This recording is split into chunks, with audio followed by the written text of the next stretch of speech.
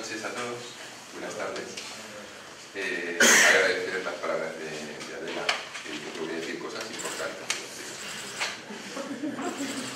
Bueno, esto es una teoría de filosofía, entonces lo que tratamos en estas charlas no quieren ser conferencias en el sentido de ser algo así muy rígido, sino que luego siempre al final está abierto también a vuestra participación, porque nosotros pensamos que como escuela de filosofía estamos buscando el conocimiento y por lo tanto entre todos siempre podemos compartir y podemos aportar nuestro granito de arena, aquellas cosas que uno también ha aprendido en la vida, que ha vivenciado, que ha estudiado, y para nosotros esta casa de filosofía es eso, es una búsqueda y es también un lugar donde poder compartir nuestros sueños, donde poder compartir nuestras vivencias, aquellas cosas que hemos aprendido, porque en realidad eso es lo que nos hace crecer como seres humanos.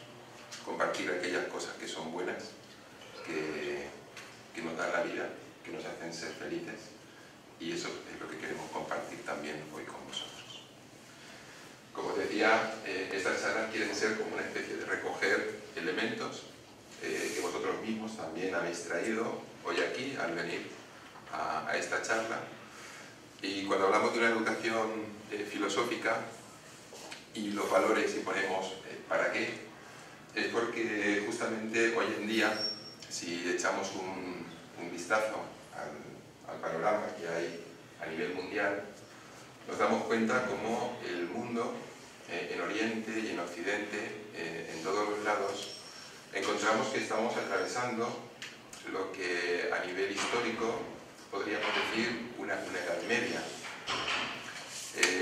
Ya sé que no es una edad media como la que nosotros normalmente hemos estudiado en el instituto o en la universidad, donde digamos, las ciudades estaban rodeadas por murallas físicas y no estaban comunicadas unas con otras. Hoy estamos en una gran, digamos, época donde existen muchos medios de comunicación. Tal vez estamos más comunicados que nunca a través de, digamos, de la historia. Yo creo que nunca hemos estado tan comunicados como ahora y, sin embargo, a veces nos falta ese contacto humano. Tenemos muchas máquinas, por decirlo así, pero nos falta ese aspecto humano. Entonces, cuando hablamos de una crisis hoy en día, que hablamos de una edad media, nos estamos refiriendo a que hay una crisis. Esa crisis, que significa cambio, como sabéis en griego, no solamente es económica, porque normalmente decimos hay una crisis económica, ¿no? hay una crisis energética. Normalmente esas crisis que nosotros estamos viendo hoy, en realidad es una crisis de valores. Es decir, cuando nosotros nos damos cuenta, por ejemplo, que hay lugares del continente, por poner un ejemplo de África, donde llegan los distribuidores de Coca-Cola y no llegan las medicinas, ¿sí? Eso es una edad media. Es decir, que digamos, aquellos que tengan que llevar medicamentos a un lugar tengan que utilizar la distribución de Coca-Cola, es algo que como seres humanos no nos encaja mucho. El que hayan países que tengan que regular la producción de alimentos, es decir, que tengan que someterse digamos, a no producir más, que podrían producir más cereales, porque si no eso baja el precio del cereal, siendo que hay lugares del mundo donde la gente se muere de hambre, pues también eso nos tiene que hacer pensar un poco como seres humanos. O inclusive que los alimentos se arrojen, ¿sí?, al mar antes que llevarlos a sitios donde son necesarios, o que las farmacéuticas, ¿sí?, controlen, digamos, el tema de los medicamentos como si fuese una especie de gran negocio, de tal manera que ellos son los que ponen precios a los medicamentos y impiden muchas veces que gente que está gravemente enferma, sobre todo me refiero en África, aunque esto afecta a todos los países del mundo, que no tienen medios para comprar esos medicamentos, pues no los pueden adquirir de ninguna manera. Nos encontramos con guerras de religión, cosas que creíamos que ya estaban superadas desde la Edad Media, donde murieron pues, yo qué sé, 2/3 partes de la humanidad, defendiendo una religión, otros defendiendo otra. Y hoy en día nos encontramos que nuevamente tenemos guerras de religión. Tenemos también países que tienen un poder mayor que otros y que pueden invadir un país, o que pueden cambiar a su gobernante, o que obran muchas veces a su antojo, tienen poder en Naciones Unidas. Si hay algo o alguien, digamos, que está en contra de una acción que hacen estos países, que son los más poderosos, no es uno solo, pues ellos vetan la resolución de Naciones Unidas, tienen ese poder y hacen lo que quieren, ¿no? Bien. Y podríamos hablar de muchas más cosas, ¿verdad? De todo cómo estamos contaminando nuestro planeta. Hoy es el Día de la Tierra. Es un día también muy especial, que luego veremos un poquito de la importancia que tiene realmente el familiarizarnos con lo que es realmente nuestro planeta. Y por ejemplo, por poner otra muestra, sabemos que estamos utilizando productos que están causando daños en ese escudo natural que tiene la Tierra, que sería la capa de ozono. Sabéis que estamos utilizando unos gases, que es el fluorocarbono, desde hace muchos años, que destruye el ozono.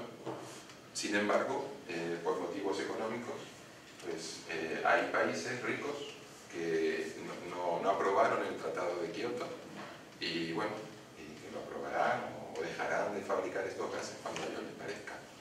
Sí, les da igual lo que le pueda suceder, digamos, a la humanidad, como ya estamos viendo, ¿no? El cambio climático, la subida de las temperaturas, el deshielo de los polos, la locura que hay con las estaciones, que veis que estamos en invierno y no sabemos muy bien si es primavera, ¿no? Por las temperaturas que hace, me refiero, incluso con la naturaleza, claro, está medio confundida también por las temperaturas que hacen, y de repente empiezan a lanzar, digamos, sus flores cuando a lo mejor aún estamos en invierno. Y todo eso no es un producto del azar. Todo eso, el causante es el ser humano. ¿Y por qué? Por justamente esta falta de valores. Esta falta de valores se dan en estos momentos de crisis, de edades medias, por decirlo así. Y justamente estos valores son los que forjan las civilizaciones. Es lo que nosotros vamos a ver en todas las culturas, y la filosofía es la principal extractora de estos valores en el ser humano. ¿Y por qué se creó nuestra escuela de filosofía? De alguna manera tiene que ver con esto que estamos hablando. En una entrevista que hicieron una vez al fundador de Nueva Acrópolis, el profesor Libraga, le preguntaron, bueno, ¿y cómo le surgió a usted esta idea de fundar una escuela de filosofía en el siglo XX? ¿No? Porque nuestra escuela de filosofía es a la manera clásica, como vamos a ver. Y entonces el profesor Libraga dijo, bueno, un día estaba en el teatro, de repente se fue la luz, hubo un apagón y la gente empezó a salir despavorida, buscando salir por donde podía, pero presa de un ataque de pánico. Y entonces yo me pregunté, ¿cómo es posible? Si se va la luz, si encendemos un mechero, encendemos una cerilla, enseguida nos vamos a ver. Es decir, no ha habido ninguna explosión, no ha habido nada, simplemente se fue la luz. Y entonces él, que había estudiado también en la universidad, pues pensó que al ser humano le faltaban pues esos valores de control, ¿no? El autocontrol, el dominio de sí mismo, el conocimiento de nosotros mismos, un poco de autocontrol, es decir, no ser presa, digamos, del miedo, del pánico en un momento determinado, sino haber trabajado con nuestras emociones, haber trabajado con nuestra mente y no dejarnos arrebatar en un momento determinado por ese miedo. Por eso nuestra escuela es una escuela de filosofía, como os decía. Sabéis que filosofía significa amor al conocimiento, filósofos es amor al saber, es amor a la sabiduría, pero como decía Adela, a veces nos presentan la filosofía de una manera muy radical. Es decir, nos presenta la filosofía como un conjunto de definiciones, digamos, de conceptos, pero no como algo vivencial, no como algo práctico. Para nosotros, la filosofía y Nueva Acrópolis es una escuela de filosofía a la manera clásica. ¿Qué significa la manera clásica? Bueno, pues la manera clásica es, como en su momento, Platón, cuando funda la academia, y, digamos, prepara, recogiendo esa tradición de otros filósofos más antiguos, como Pitágoras, etc., una serie de ejercicios, que podríamos llamar ejercicios espirituales, para los discípulos que acudían a recibir su instrucción en la academia. Estos ejercicios, digamos que se vivían en la academia, porque Platón enseñaba, igual que en Oriente Confucio, que el ser humano podía aprender filosofía más estando en conjunto que estando en soledad. Esa filosofía que aprendían era una filosofía para cambiar aquellos que se acercaban a ese conocimiento, a esa sabiduría, para cambiar ellos a un nivel profundo. ¿Entendéis? Es decir, para el antiguo filósofo, la filosofía no es algo más. Es decir, no es algo que se aprende por tener un conocimiento intelectual más, sino que para el griego, para el romano, en general, para el hombre antiguo, la filosofía es una forma de vida. Es decir, el ser filósofo es una forma de encarar la vida. Es una forma práctica de vivir. No es un conocimiento intelectual, porque nos van a decir estas viejas escuelas que el ser humano, esa parte que llamamos intelectual, es mortal, es efímera. Entonces no sería del todo inteligente acumular datos que luego en realidad los vamos a perder, sino que aquello que realmente permanece sería la vivencia, es decir, la filosofía pero aplicada a la vida. Ellos no entendían teoría y práctica. Para ellos la filosofía era práctica. Es decir, ellos nos hablan de una filosofía moral. Esa filosofía moral es la que nos va a permitir entonces extraer del ser humano esos valores que hoy en día decimos que nos faltan. Nos hablaban también de que había en la vida una serie de, digamos, de valores, vamos a decir, que son cambiantes, que es la ética que ellos llamaban temporal, o sea, que cambian. Vosotros habéis visto, y hoy en día lo podemos comprobar muy rápidamente, porque tenemos, digamos, un telediario que da noticias de todos los lugares del mundo, y también por la gran interculturalidad que hay hoy en día en las naciones y en las ciudades, nos damos cuenta que hay gente que viste de una manera, gente que viste de otra, me refiero de culturas distintas, gente que tiene, digamos, unas costumbres, vamos a decir, occidentales, otras que son orientales, y esas modas son pasajeras. Es decir, eso que vemos hoy en día en Occidente, por ejemplo, nosotros ahora nos miramos y llevamos un tipo determinado de ropa.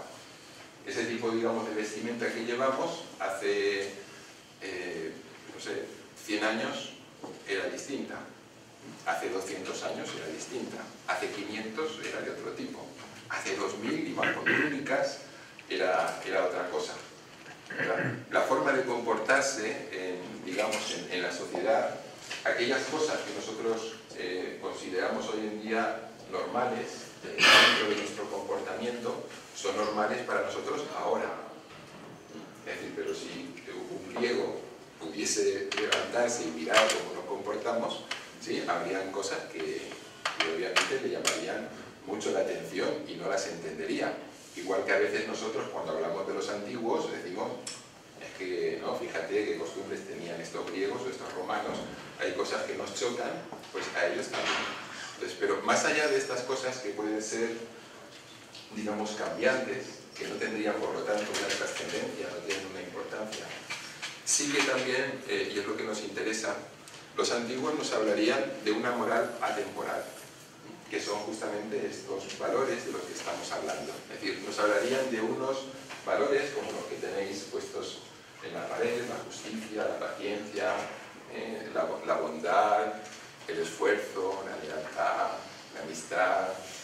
Es decir, habría una serie de valores que serían válidos más allá del tiempo. Es decir, que no estarían sujetos, digamos, a las modas, sino que estarían realmente enraizados en lo más profundo del ser humano. Esto lo podéis comprobar, nosotros lo estudiamos, obviamente lo que os decía decía Adela del curso de filosofía, Nova Acrópolis es una escuela de filosofía ecléctica. Quiere decir esto que tratamos de tomar siempre lo mejor allá donde esté y estudiamos filosofía tanto de Oriente como de Occidente.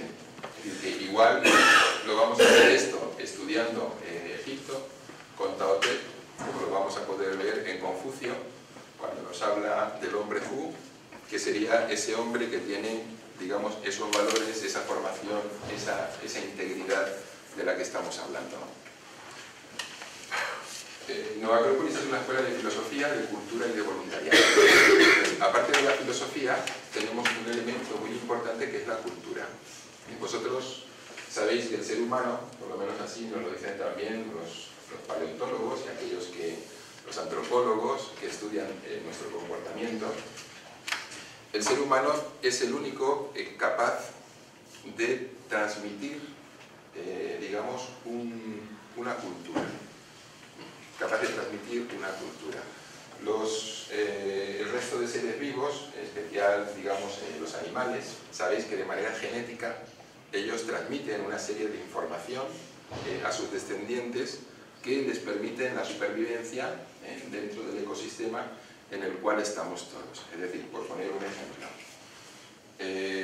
sabemos, porque se ha estudiado, que las abejas, sus panales, que los hacen con esa forma, digamos, hexagonal, tan especial, lo vienen haciendo así desde hace millones de años.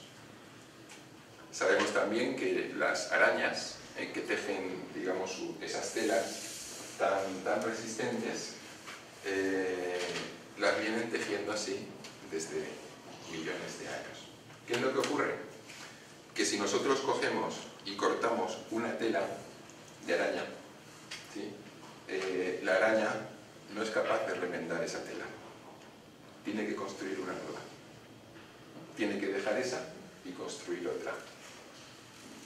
¿Entendéis? Es decir, el hombre es el único que es capaz de recrear, ¿sí? A través de la imaginación, a través de su fantasía, a través de su inteligencia, puede remendar algo, puede cambiar algo, y no simplemente repetir un esquema que siempre estaríamos repitiendo el mismo esquema, como hacen los otros seres vivos. El hombre es aquel que es capaz de cambiar a través de su conocimiento, a través de su inteligencia, toda una serie de factores. Esto sería la cultura. Es decir, que a través de la genética se transmiten una serie de cosas, ¿sí? Que son físicas, pero no se transmite un conocimiento. Es decir, si nosotros tenemos, por ejemplo, un matrimonio, que el marido y la mujer son ciclistas, si tienen un hijo, ese hijo, si le dan una bici, no sabe ir en bici. Entonces van a tener que enseñarle a ir en bici, aunque ellos dos hayan sido ciclistas toda la vida, eso no se transmite por la genética. Igual que al ser humano, pues siempre habrá que enseñarle a nadar. Tiene que aprender cada vez. Entonces, esa cultura que se va transmitiendo, también es importante que entendamos, y aquí va a venir lo importante de la educación filosófica, que... qué música más bonita. Que nosotros, cuando estamos transmitiendo algo, no podemos transmitir siempre nuestros puntos de vista. ¿Comprendéis? Es decir, no podemos transmitir a nuestros hijos siempre una misma enseñanza o un mismo punto de vista. No podemos transmitirle nuestras limitaciones, sino que tenemos que ponerlo en contacto con aquellos elementos donde ellos, es decir, donde esos nuevos seres humanos van a tener que aprender y matizar y que poder llegar a vivir, y ahí viene la educación. Es decir, la educación, que vendría del latín educir significa sacar de dentro. Entonces aquí nos vamos a las enseñanzas de la filosofía platónica, donde nos dice que el ser humano tiene una parte que es mortal, pero tiene otra parte que es su alma, que es inmortal. Entonces nos habla la filosofía platónica y otras filosofías de Oriente y de Occidente, que el ser humano viene a la Tierra periódicamente. Quiere decir que venimos, vivimos, luego dejamos este cuerpo, pero que ahí no se acaba todo.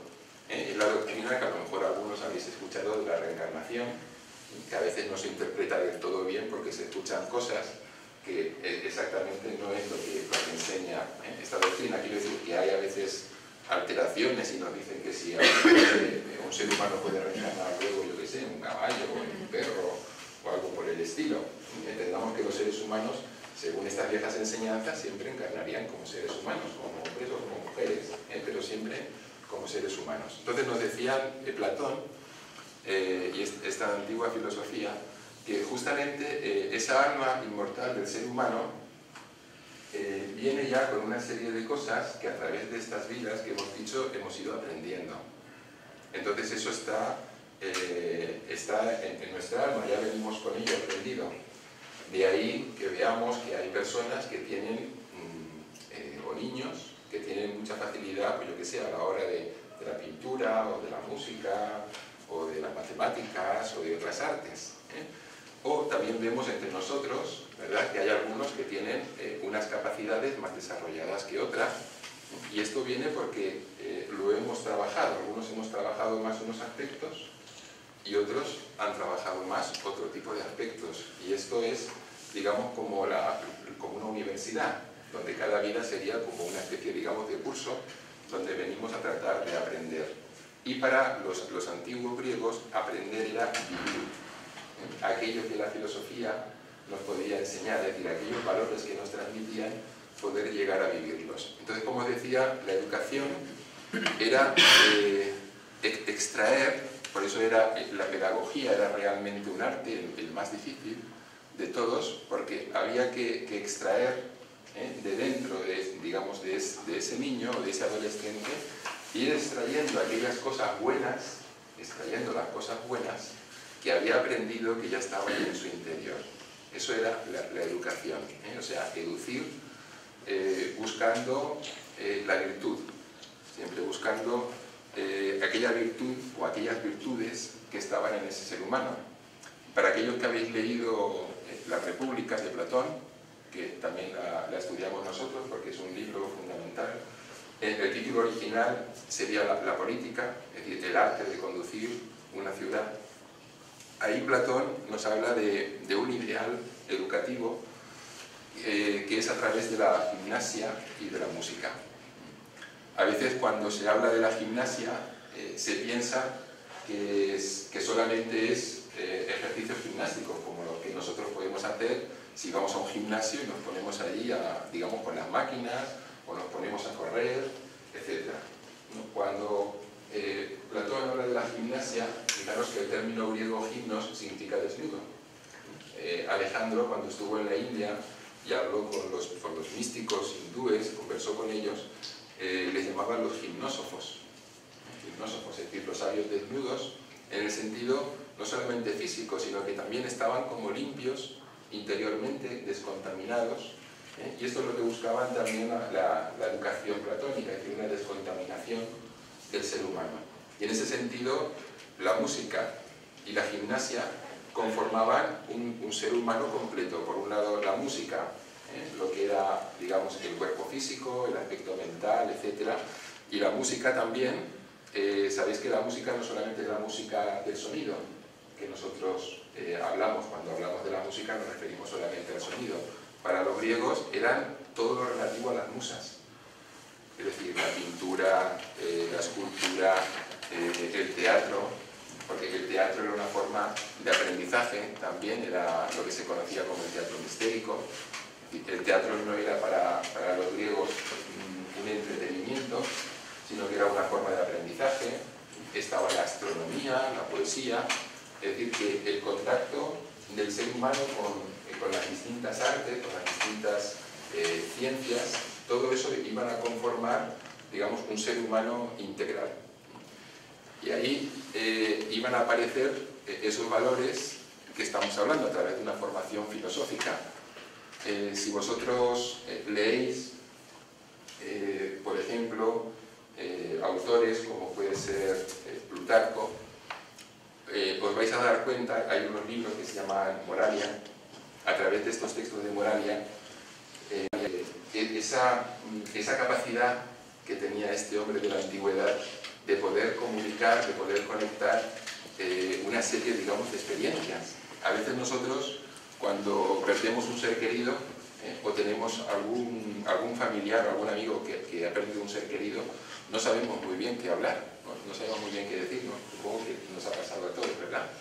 De que tenemos una especie de fórmula que es, lo siento, le acompaño en el sentimiento, y no podemos decir nada más. ¿Por qué? Porque la muerte hoy en día para Occidente se ha convertido en algo tabú. O sea, hablar de la muerte da como un poco de cosa, porque parece que ahí se acaba todo y todo el mundo tiene miedo de hablar, cuando esto en la antigüedad era, digamos, tema normal de conversación, el hablar de la vida, de la muerte, de una manera totalmente abierta y sin tabú, tratando de conocer y de comprender el mundo en el cual nosotros vivimos.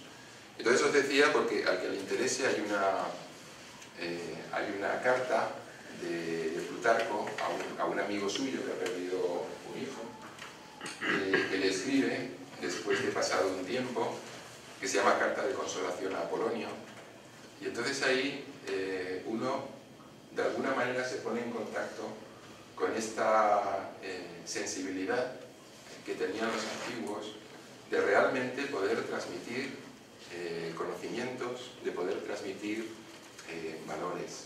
Entonces, cuando le está hablando a este amigo suyo, primero le está hablando con un cariño, está tratando de reconfortarle por la pérdida que ha tenido, pero lo que él quiere es que a través de la filosofía, a través de lo que enseñó Platón, de lo que enseñó Sócrates, pueda llegar este amigo suyo a comprender que la muerte no es algo negativo, no es algo malo.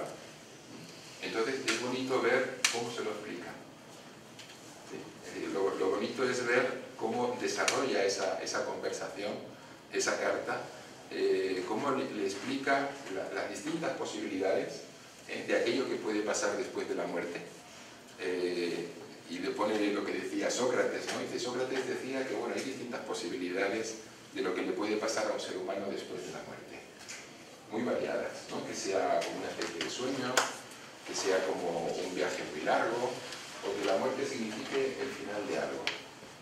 Y le va explicando, dice, no te preocupes porque cualquiera de estas cosas que sea, no tienes por qué preocuparte, no hay nada malo en ello, pero se lo desarrolla todo eso de una manera filosófica. Y entonces ahí nos encontramos con la importancia de la filosofía en la educación. Pero como decía, lo importante es empezar la educación desde niños. Es decir, porque hoy en día lo que nos encontramos es el fruto, digamos, de lo que no ha existido antes. Es decir, al no haber existido una formación, al no haber existido una educación en valores, aquellos que hoy nos están, digamos, dirigiendo nuestros destinos en los distintos ámbitos, no saben qué hacer tampoco. ¿Por qué? Porque hay una falta de conocimiento, hay una falta de saber.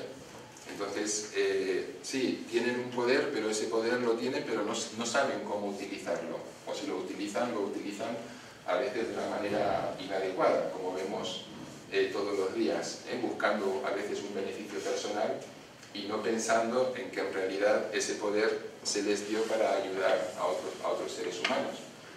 Entonces, cuando nos hablan de la educación del niño, nos dicen que en esa época el niño lo que necesita es estar en contacto con la belleza, con el orden, es la época, digamos, del cuento, donde el niño necesita recibir una serie de enseñanzas, pero claro, su mente no está preparada para un discurso, digamos, racional, pero sí que puede comprender a través de los cuentos, digamos, cosas que son fundamentales o cosas básicas. Por eso los cuentos de los hermanos Grimm, ¿no? Como el del Patito Feo, o Blancanieves y los 7 enanitos, o otros, que son todos cuentos simbólicos, no son simplemente, digamos, pasatiempo para que el niño deje de llorar o no moleste o para que se duerma, sino que tienen un trasfondo realmente profundo, filosófico. De hecho, hay libros que tratan sobre el simbolismo de los cuentos, los distintos símbolos que van apareciendo en los cuentos, o los cuentos de apagadas, o donde aparece todo un mundo, digamos, invisible, los espíritus de la naturaleza. Es decir, que en esa época también nos van a decir que lo más importante, lo fundamental, es que el niño tome contacto con la naturaleza. Pero tome contacto con la naturaleza en el sentido que empiece a amar a toda la naturaleza y que vea toda la naturaleza como un inmenso ser vivo. Antes decíamos que hoy es el Día de la Tierra. Pues, que vea como hermanos a los animales, a los vegetales, a los minerales. Es decir, que entienda que todos son seres vivos.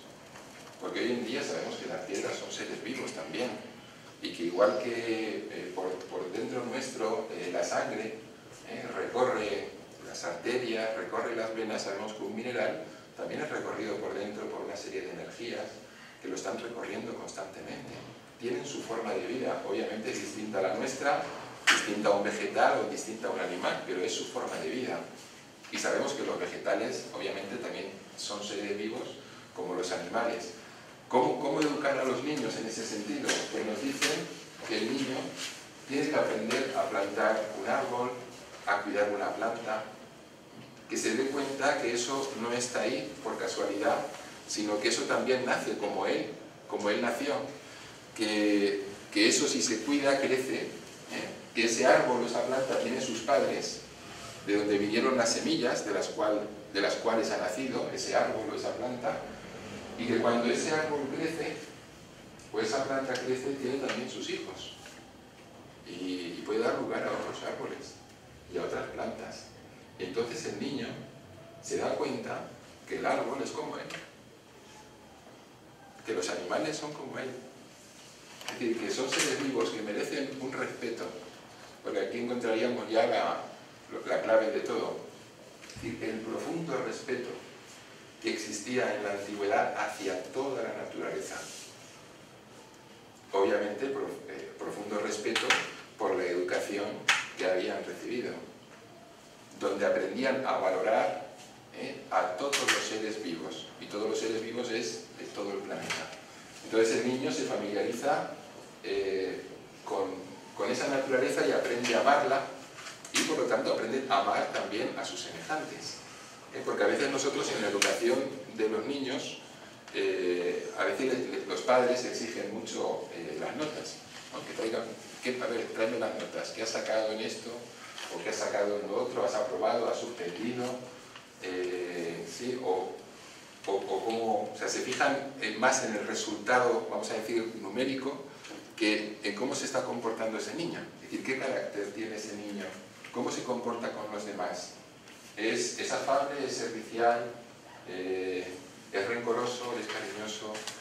¿Estamos trabajando para ayudarle a formar su carácter? ¿O en la sociedad que vamos, que es totalmente competitiva, y que sabéis que justamente eso es otro de los grandes problemas de la sociedad, donde enfrentan a unos seres humanos contra otros, porque uno tiene que vender más que el otro, porque uno tiene que sacar mejor notas que el otro. Entonces crean una especie de competencia ya desde pequeños en los seres humanos, que eso no va a ser bueno. No crean un espíritu de solidaridad, sino que están avivando siempre la competencia entre nosotros. Porque hay como una especie, digamos, de estatus, pues la gente que tiene fama, los que tienen éxito, aquellos que son más ricos, que tienen más bienes materiales, y eso es lo importante. Y cuando uno estudia filosofía, enseguida la mamá pregunta, ¿pero eso te va a dar de comer? No, porque si no te da, bueno, primera pregunta. Si no te va a dar de comer, ¿para qué quieres estudiar filosofía? O sea, eso no es práctico, tienes que estudiar contabilidad, economía, alguna carrera de provecho, algo de provecho, porque eso como hobby está bien, para que te entretengas, pero eso no es lo importante. Ahí está el problema, que se ha tomado la filosofía como una especie de entretenimiento, de hobby. Si tienes tiempo, pues estudia filosofía, pero esto no es lo que te va a sacar adelante. Sin embargo, la filosofía realmente la que nos puede dar los elementos más interesantes que nosotros podemos llegar a vivir. Os he traído un ejemplo de un filósofo que nosotros estudiamos también aquí, que es Marco Aurelio, un poquito para que veáis la idea de lo que es siempre sacar enseñanzas de la convivencia con la gente, o sea, de lo que uno puede aprender a través de la vida cuando lo hace a través de un tipo de vida filosófico. Marco Aurelio, a los 12 años, ya le pidió a su madre la toga, digamos, de los filósofos, y incluso renunció a dormir en una cama normal, que quería dormir en tierra, porque decía que los filósofos, él era estoico, se tenían que acostumbrar a una vida dura, y él pertenecía a una buena familia, luego fue emperador, pero sin embargo como emperador siguió conservando ese, digamos, espíritu filosófico. De hecho, los historiadores nos dicen que la humanidad, el periodo de mayor felicidad que ha vivido, por lo menos en Occidente, ha sido con estos emperadores que se llamaban estoicos, que fueron Trajano, Marco Aurelio y Adriano. Lo consideran como la última época que conozcamos históricamente más feliz de la humanidad. Para que veáis un poco cómo era este hombre, que como os digo, fue emperador, sabéis que tiene la estatua, bueno, ahora está en el Museo Capitolino, antes estaba en la plaza que se llamaba el Campidoglio, le pregunto a qué es italiano, Campidoglio, que la construyó Miguel Ángel, ¿sí? Y lo que pasa es que por el tema de las palomitas, no las de maíz, lo entraron dentro, estaba ahora cubierto porque si no todo el recubrimiento que tenía se estaba perdiendo. Pero todavía hoy en día Marco Aurelio es venerado por el pueblo italiano por todo lo que consiguió para esa época civilizatoria, ¿no?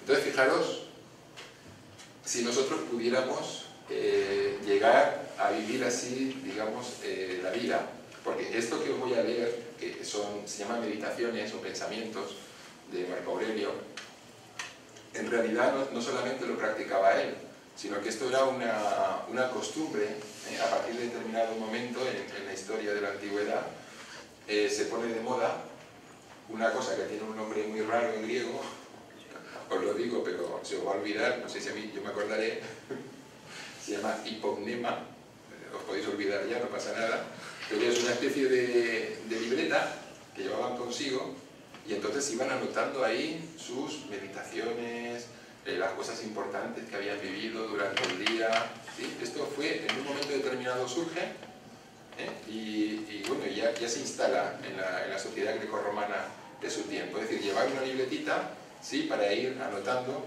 no con bolígrafo ni nada, ya sabéis que ellos llevaban otro sistema de anotación, pero para ir anotando las cosas importantes y que no se les olvidaran, ¿no? Entonces es una especie de meditaciones.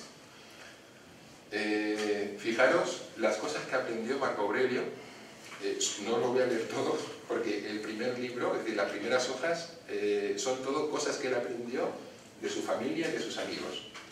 Dice, de mi abuelo Vero, el buen carácter y la serenidad. De la reputación y memoria legadas por mi progenitor, el carácter discreto y viril. De mi madre, el respeto a los dioses, la generosidad y la abstención no sólo de obrar mal, sino incluso de incurrir en semejante pensamiento. Más todavía, la frugalidad en el régimen de vida y el alejamiento del modo de vivir propio de los ricos.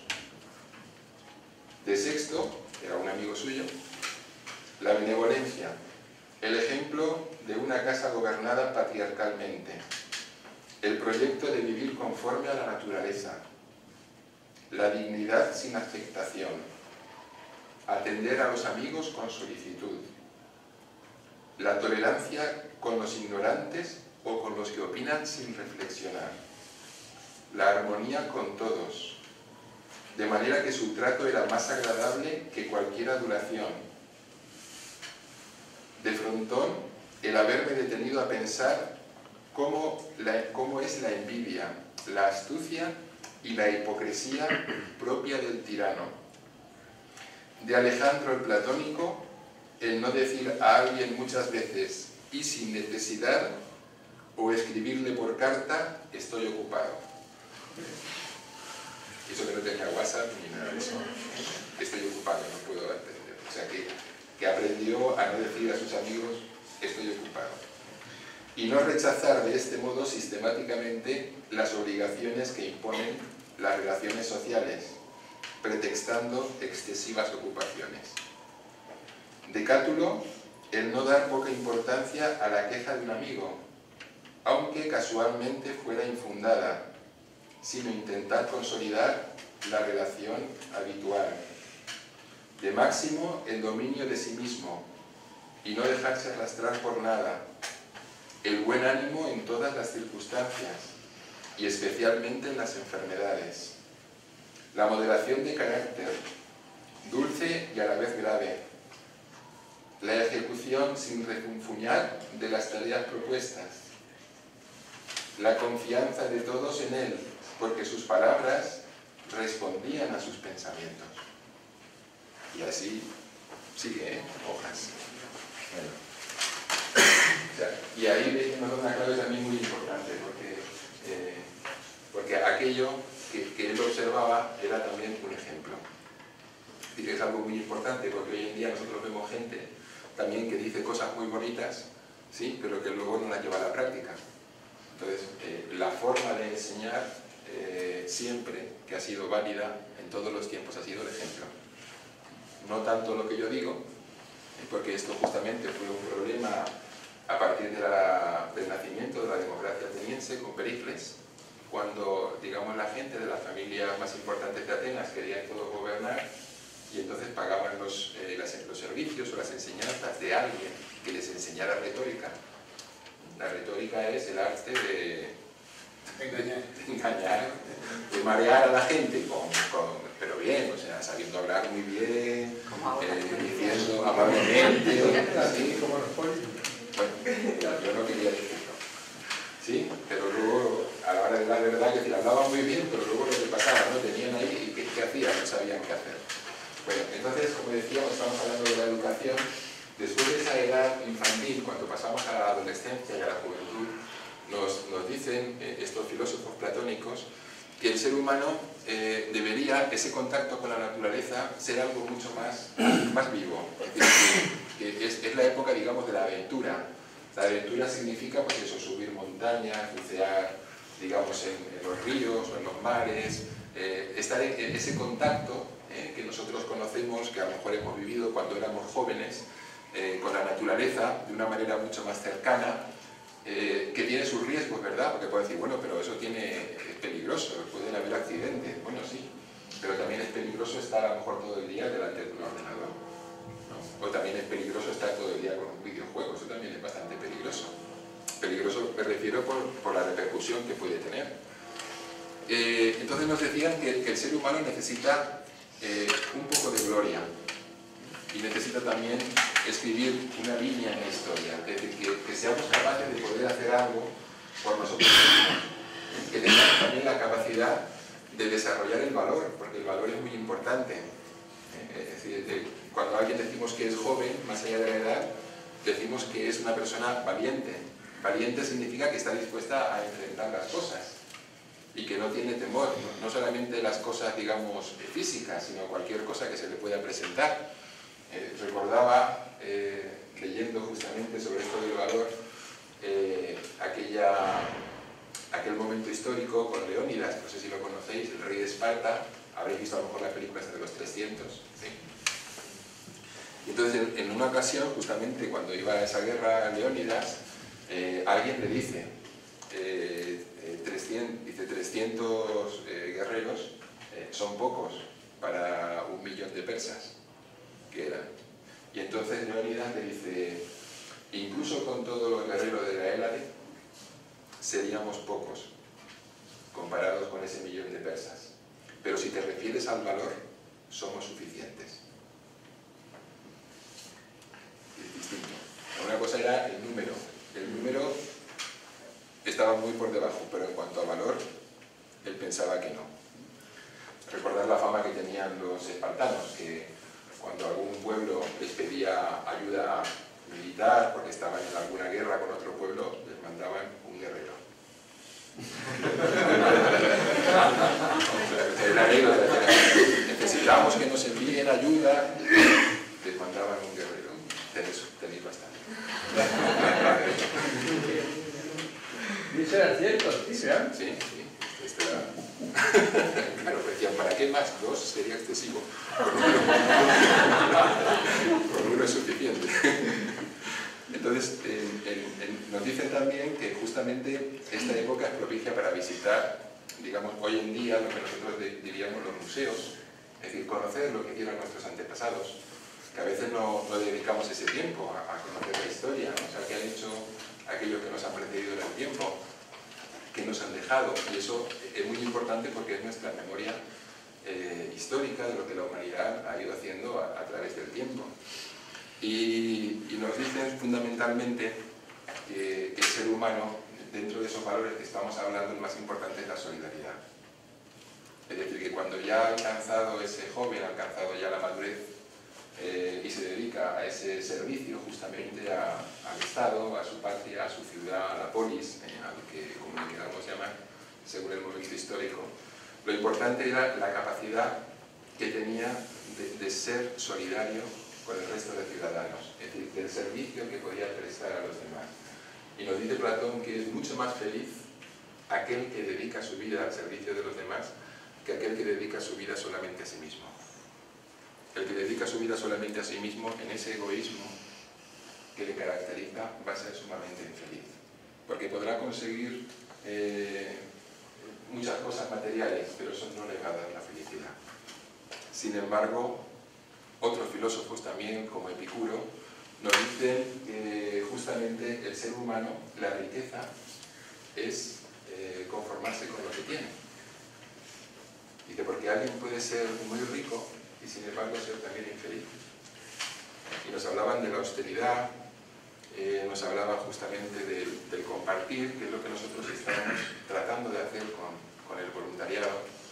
El proyecto que os ha comentado Adela, del comedor social y otros proyectos que tenemos, no tenemos ayuda de ningún tipo externo, me refiero, sino que está todo hecho por nosotros, por filósofos, voluntarios, por voluntarios, que nos quitamos horas de donde no las hay para poder participar en algo tan, sin embargo, tan gratificante, que nos llena completamente y nos hace felices. Entonces podemos entender que es lo que nos decía Platón, porque uno es feliz cuando está haciendo algo que sabe que va a ayudar a otro ser humano. Y así, pasando el tiempo, pues entramos en ancianidad y nos dice Platón que igual que alguien cuando va a hacer un viaje se preocupa de hacer la maleta, cuando el ser humano llega a determinada edad, esa edad que podemos llamar la ancianidad, sabiendo que está más cerca de dar ese paso a otro estado de conciencia, eso que llamamos muerte, se debería preparar, nos dice, el Estado debería preparar a estos seres humanos para vivir ese momento tan importante de nuestras vidas. Y por supuesto, no le debería faltar de nada, es decir, el anciano no se tendría que preocupar de nada, el Estado tendría que cubrir todas sus necesidades, todas, porque ha dedicado toda su vida al servicio al Estado. Y justamente cuando llega un momento en que ya no se puede valer por sí mismo, el Estado, como agradecimiento, debería velar porque esa persona fuese feliz y no le faltara absolutamente de nada.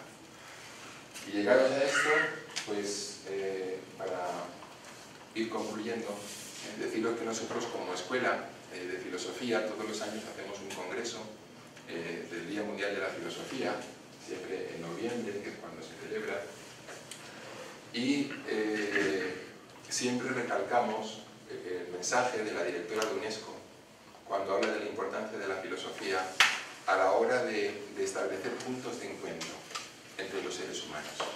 Es decir, nosotros creemos profundamente en esa Declaración de los Derechos Humanos de Naciones Unidas, que sabéis que es del año 1948, donde se habla de la dignidad del ser humano, donde se habla de la igualdad entre los seres humanos. Pero para que haya esa igualdad tiene que haber un respeto. Ese respeto quiere decir que yo reconozco como persona al ser humano que yo tengo delante mío, o al ser humano que está en el otro punto del globo. Fijaros que esto también es la importancia del saludo. Nosotros a veces nos saludamos de manera, digamos, muy jovial, decimos hola, ¿cómo estás? ¿Sí? Este es el saludo de hoy en día, ¿no? Es lo que decíamos de las cosas que van cambiando. En la antigüedad tenían otros saludos.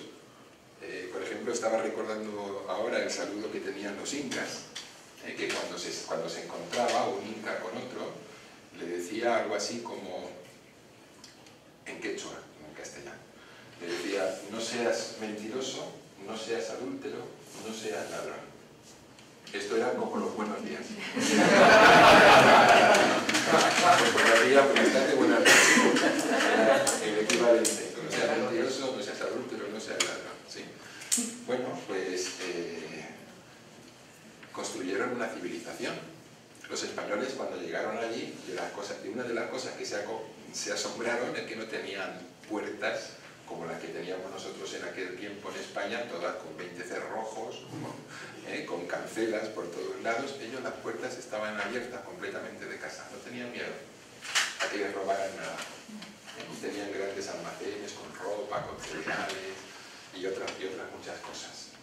Fijaros que otro saludo no es de los pieles rojas, es del jao, porque sabéis que en realidad lo de jao es un sonido que ellos, fijaros, en la idea del indígena, es decir, del indio, por acercarse a los occidentales que les estaban allí invadiendo y destruyendo, digamos, todas sus tierras, por tratar de establecer una cercanía, ¿sí? Les saludaban como ellos, porque esto viene del inglés. Los ingleses le decían how do you do, claro, pero eran indios, no sabían inglés. Entonces, como escuchaban mucho how do you do, how that, ellos cuando veían a un occidental decían how. Claro, pero esto es como es un sonido. Claro, fijaros que también un inglés preguntarle, yo que sea un piel roja, ¿no? En inglés, ¿cómo está? A veces es como los españoles cuando conquistan, digamos, la zona de los mayas, que para saber dónde estaban, ¿sí? Cogen a un indígena, lo suben allí, estaban atravesando, digamos, un río, lo suben a la embarcación y le preguntan ¿cómo se llama esta tierra? Claro, se lo preguntan en castellano al indígena, ¿no? Un maya, le preguntan ¿cómo se llama tu tierra? Sin intérprete ni nada. Y entonces el indígena... Entonces el indígena le dice Yucatán. Y entonces el español dice, ajá, anota, estamos en el Yucatán. Pero Yucatán significa no te entiendo.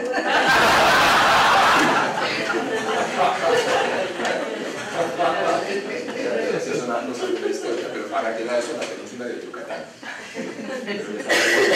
No te entiendo. Esta pregunta. Bueno, entonces, y para tratar de terminar, deciros que dentro de lo que es la filosofía de Nueva Acrópolis, rescatando esas viejas enseñanzas también platónicas y de las civilizaciones de todos los tiempos, hay tres valores fundamentales con los que pensamos que podemos nuevamente construir un mundo que sea mejor, que es la cortesía, la convivencia y la concordia.